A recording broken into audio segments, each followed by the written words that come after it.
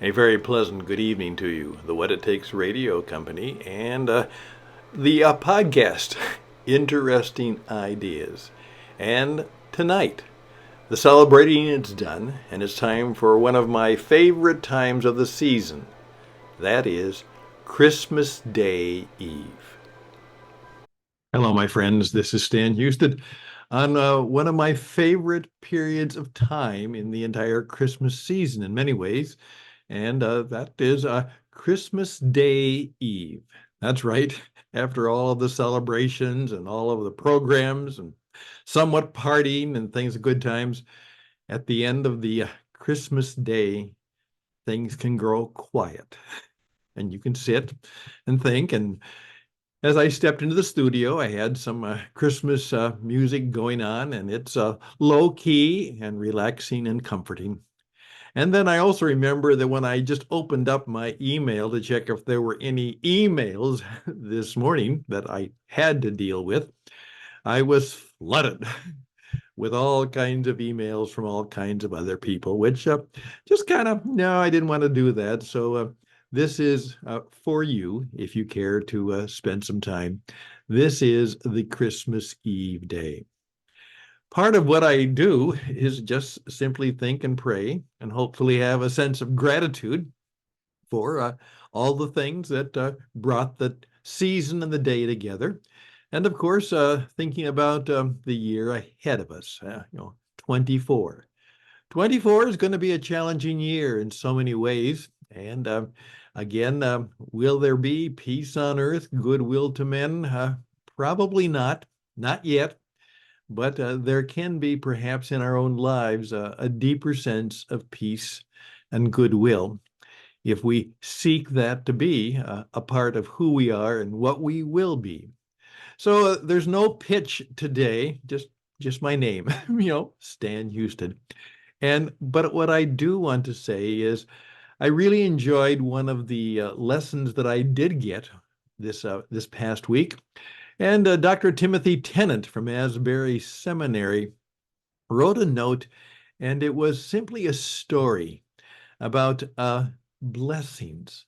And what he told us was that he was leading a tour group into the Holy Land. And of course, we now know that even today, the Holy Land is far from holy.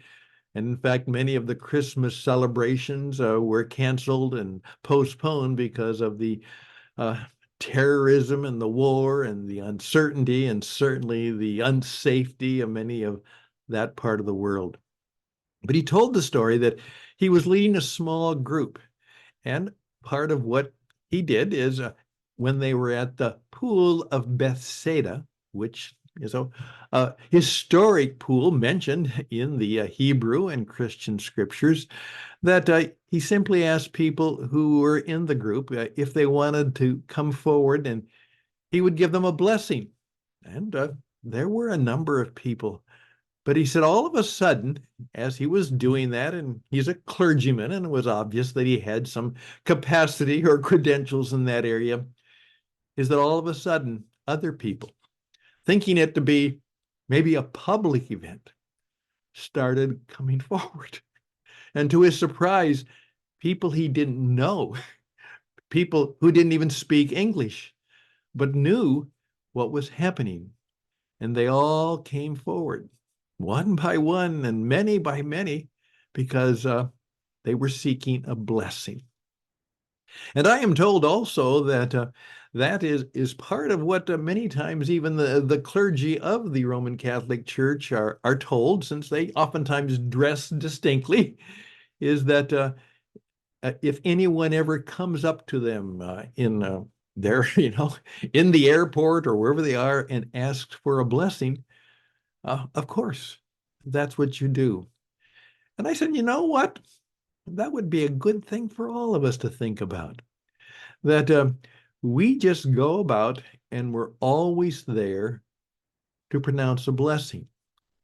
And oftentimes, maybe even if we aren't asked, that we should just simply say, rather than good day, blessings, blessings upon you, all the best and blessings to you.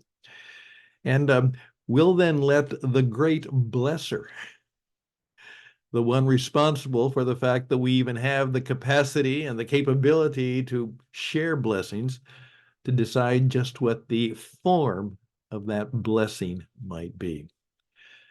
I sat down and finished up my 3 to 5 year plan. Lord willing, hopefully I have maybe 3 to 5 more years. That would certainly make me well past what we deserve if 70 is a pretty good play. But I said, what should I seek to do? What should I seek to become?